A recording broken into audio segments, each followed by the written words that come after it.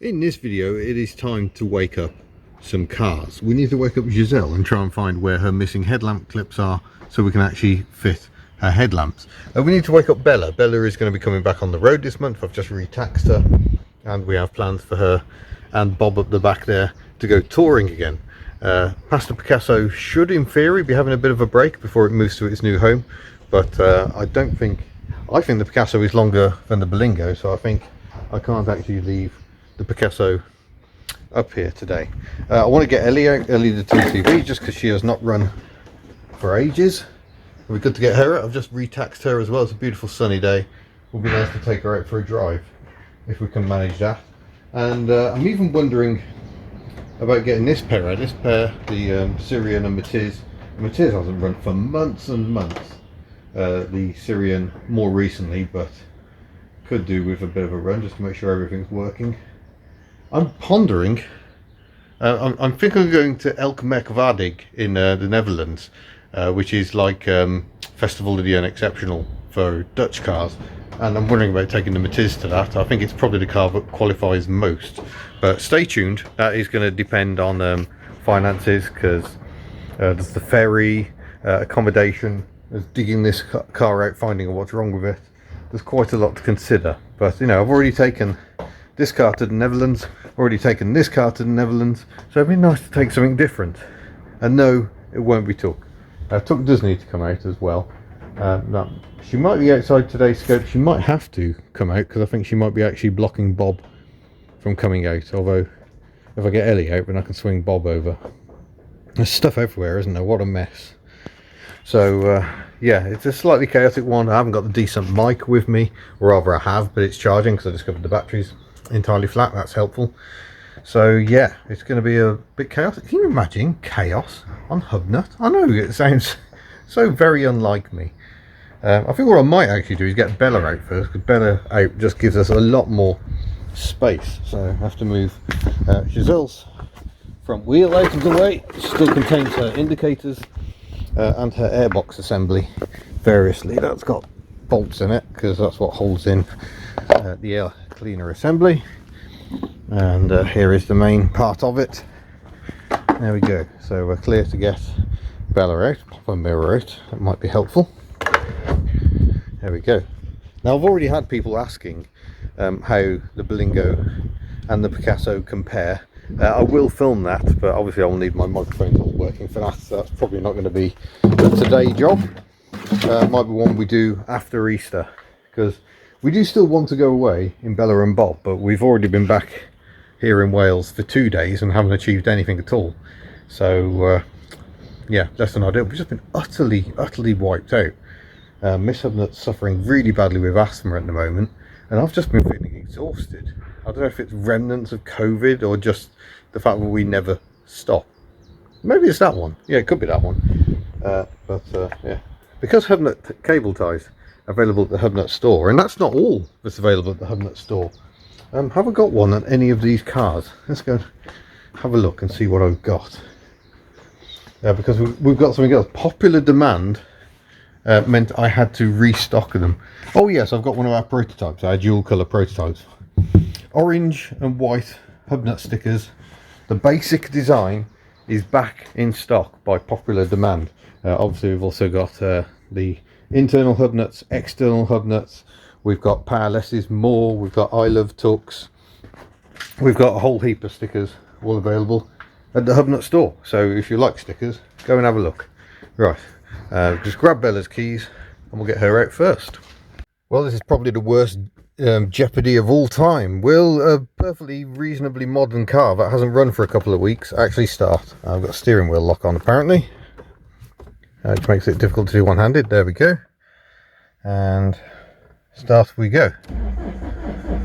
Oh, that battery was getting a bit low actually, so we'll get Bella out and I think we'll leave her running to top that up. Let's check we got brakes. Yep, foot brake is working. It doesn't always, rather alarmingly. So out Bella comes into the blinking sunlight, and yeah, round we go. Pop her here in front of the generator that thankfully isn't running today. but disturbing the silence, it is instead me. Open the window for a bit of ventilation. Bella still has an aroma that is almost impossible to describe, but hasn't entirely gone away. Oh gosh, look at that, that's just from sitting in storage. Oh wow, all the rusty bits have got rustier. That is not ideal storage conditions, I don't think. But Bella's out, we'll leave her running for a bit. It's not ideal, you really want to take her for a drive and get everything warmed up, but I can't really do that without having to do... Oh, hello. Oh dear. Looks like Bella is, like so many of my cars, leaking. She has been parked there for quite a long time, but yeah, annoying nonetheless. And the next one to start up is Giselle, because I need to find these headlamp clips. I don't know if you remember from the previous video, we don't have enough of these. They've all gone missing. We've got 4 of them and we need 6, and mostly they dropped off while I was in the engine bay. Oh, got it, clip it in place, pull that wire. Oh, difficult to do one-handed. There we go. So yeah, they fell down somewhere in here, I suspect underneath the exhaust, so I need to have a good route around. So I think we'll get Giselle started up next, just so she lifts up, and we'll put the headlamps where they should be rather than there. So how will a Giselle start? Choke is set. Before we do that, we still haven't got the throttle return spring connected up, or if we have, we're not connected it up properly. Gas is jammed wide open. And why are you sticking? Is it just because I've got the breather pipe there?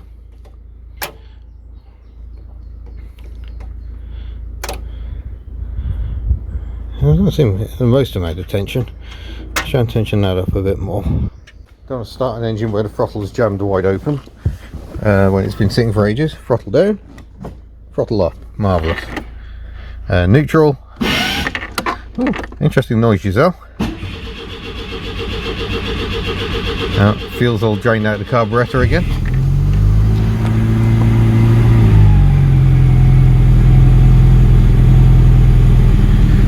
There we go. Sounding noisy because we haven't got the airbox on. Oh, it really doesn't like choke. It's over choking. And then under.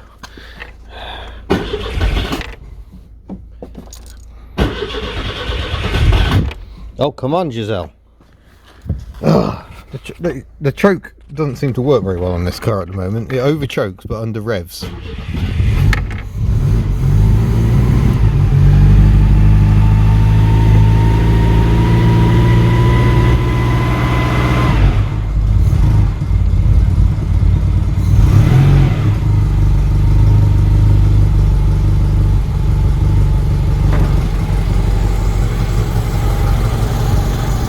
Okay, we'll wait for Giselle to rise up. Back end is starting to go already, I think.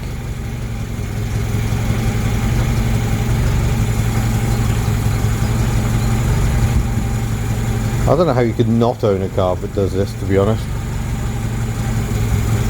Yep, back end's definitely lifting. Front end will follow eventually, but we've not got the most revs on.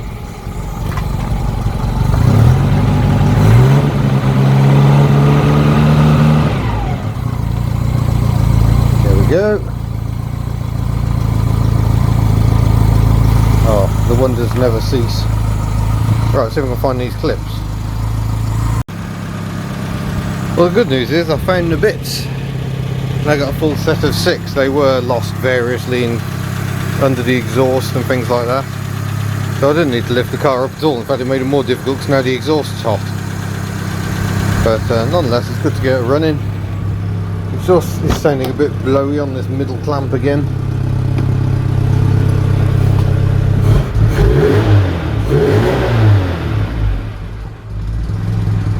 There we go, idling down nicely. But at least I can get the headlamps fitted now. Well, this is going really well. I've got one side light and one indicator. Sod it, Giselle's not coming back on the road, she's going to have to wait. What the heck is going on here? That's the lights turned off. And we've still got the main beam and the dip beam lights on, but no light at the front. Any light if I do that? No. But we've got one indicator coming on. What the heck? Right, Ellie's turn, and I've just discovered I've left the battery hooked up, which I wouldn't normally do. I was parking a car. Well, actually, Ellie and Giselle, because they're French, I never trust them. I usually disconnect the batteries immediately. Oh, squeeze in. Sorry for the shake. Oh, right. Come on then, Ellie. You've not been out for so long. Key in the ignition. Oh, we've got ignition lights. That's something at least. Hopefully, we've still got plenty of juice in there. Because like Giselle, the fuel tends to drain back from the carburettor. But it means you get the oil pressure up, which is no bad thing when you've been leaving a car parked up.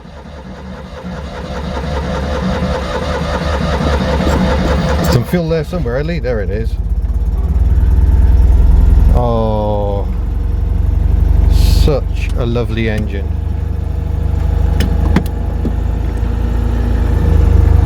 Bit narrow through here.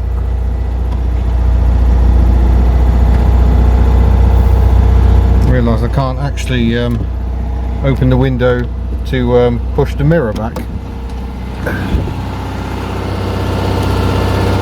Go.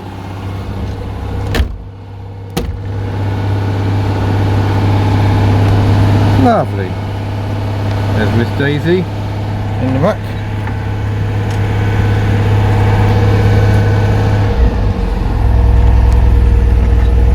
So lovely as ever, Ellie. Out she comes, blinking into the sunlight.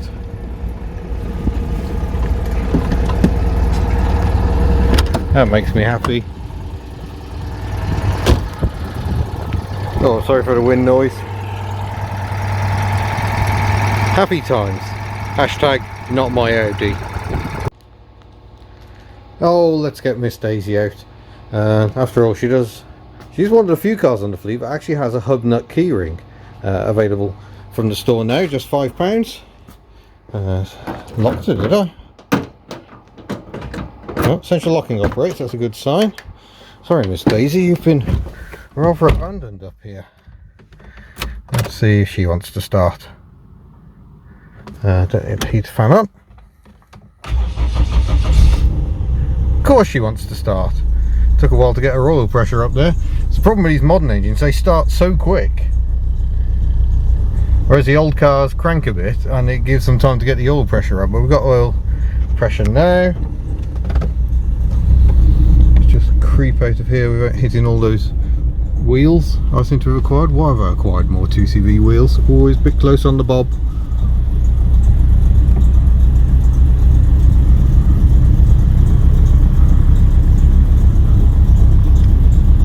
Close on the everything really, a bit squeezed in there. There we go, and Miss Daisy comes out for the first time in many months. Oh, she's got a filthy windscreen.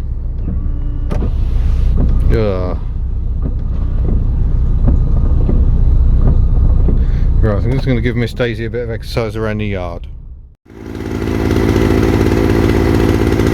I even started up this little generator I was given while it was still at the old unit. It sadly can't run a kettle.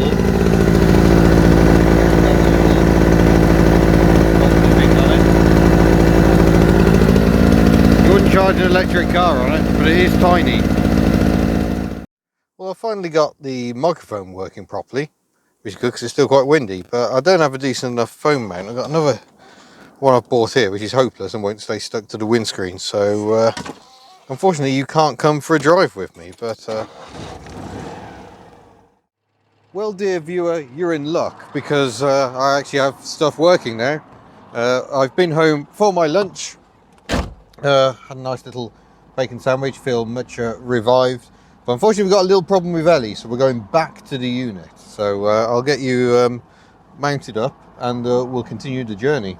It is so nice to be back in Ellie again, but just wait for a clear spell on the road. It's Easter Saturday, so the roads are chaotic. I wish I'd been recording on the way home, because I had one car pull out in front of me and then look aggrieved that I was up his backside.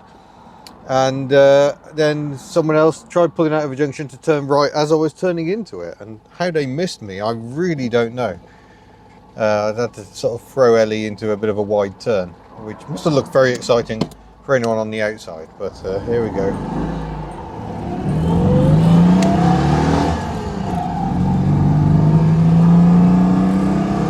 So all sounds fine so far.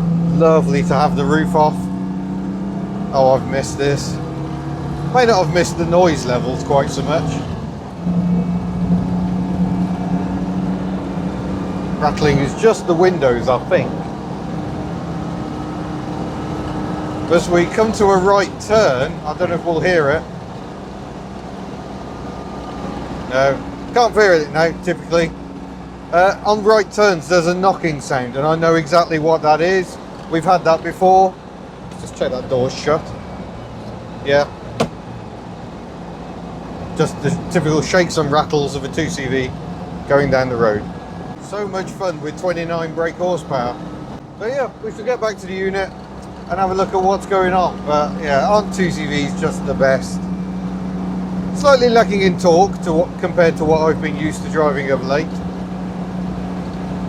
Maybe slightly lacking in overall refinement, but you know, we're doing okay. My foot is absolutely welded to the floor at the moment. And this is something I do only in 2CVs. Foot is flat to the floor, and I'll go for third. By the time the engine, which has quite a heavy flywheel, has caught up to revs, it's perfectly placed for third gear. I can't do that in any other car, so that is a foot flat to the floor on the throttle during a downshift.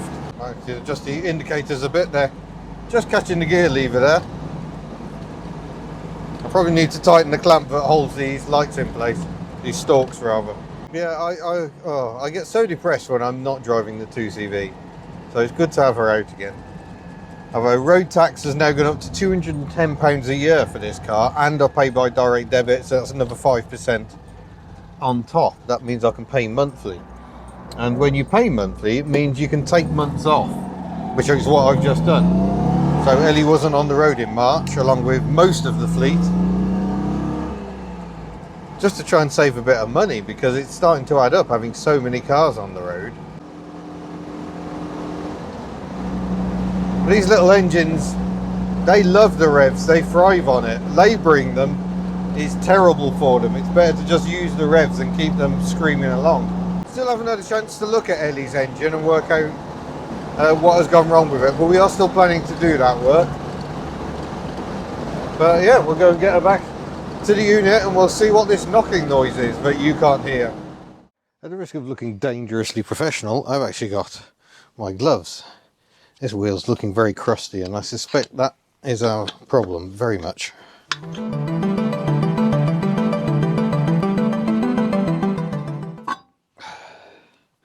Yeah, I suspect that is our problem. This seam, it just rusts and it pushes out, and I suspect what's happening is that it's striking the kingpin housing as it goes round. So another set of rotten wheels, sadly. I had these powder coated. Don't get your wheels powder coated. It's a terrible idea. It just never seems to last. It never keeps the moisture out. And you see this seam, this is the other side of the seam, is around here, and you can see it's all swollen and rusty. So that's no good. That wheel effectively scrap. Those were powder coated a short while after getting Ellie done last time. I know there is a bit of play. I can't really feel it there, I need the wheel on. There is a little bit of play in this bearing, so I think I'm going to have to get this wheel bearing replaced, but I don't think that's what's causing the knocking. Can't see that much actual strike damage there. Maybe there's a smidge there on that bottom cup.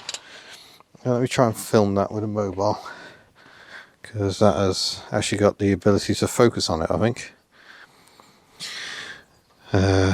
Video. Yeah, is that strike damage there?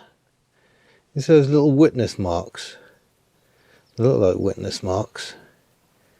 Might be where it's been happening. But the fact it's going on right hand bends will suggest that it's as this wheel bearing is loading up, so it's got a bit more force on it. It's for just removing that bit of clearance. Early 2CVs had 16-inch wheels, so this was far less of an issue. But later ones like Ellie changed to a 15-inch. I have got some wheels. The quickest and easiest response, because I think I've already rotated the wheels once to try and get around this issue. The quickest and easiest way to do this will be to fit the different wheels. But that means going to grey wheels, which will make me quite sad. But these are wheels from my friend Colin, who no longer requires them. Absolutely filthy, they need a clean. They've got Toyos on, we've got a date code on these. That number there, which ends 18, so they're not very old. There's plenty of tread on them. And the Toyo 135s are one of the better budget tyres. They're not superb, but this is actually what the racers use. This is the standard tyre in the 2CV Racing Championship.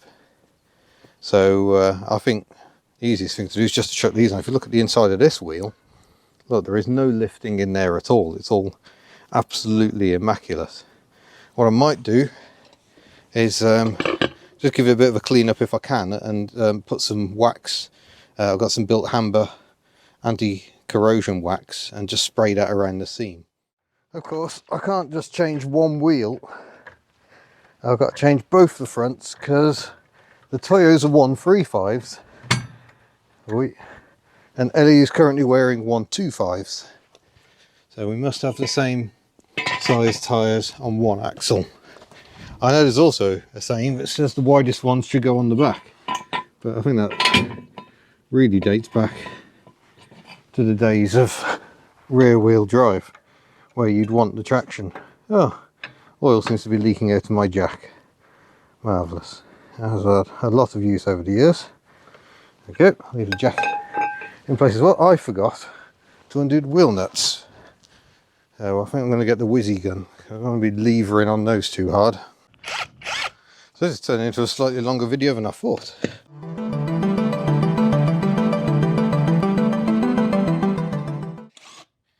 I sometimes wonder about these things. I wonder how much torque they've actually got.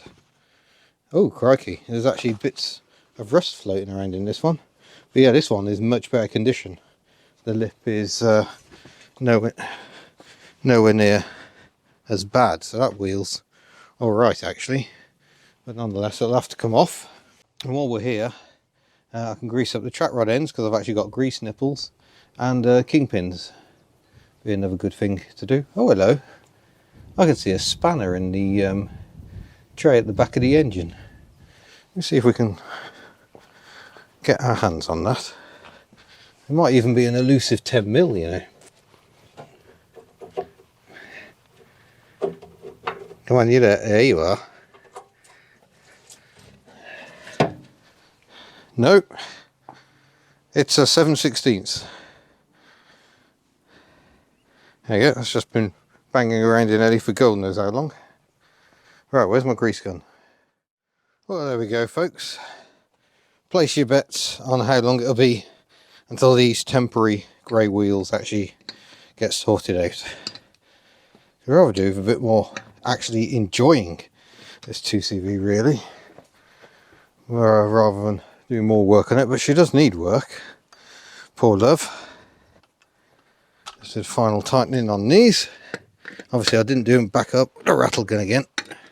Ran them in a bit, but final tightening always best done by hand. And if I do it as tight as I can with a short one, I know I can get it undone with it extended. After all, it's about the same length shortened as a regular wheel brace. So there we go. That ended up being a bit longer than expected, but hopefully that will now be resolved on the knocking. I'll find out on the drive home. If you see no further video, it's fine. But otherwise, yeah. Thank you for tuning in with another bimble, and I'll see you in a future video. Farewell.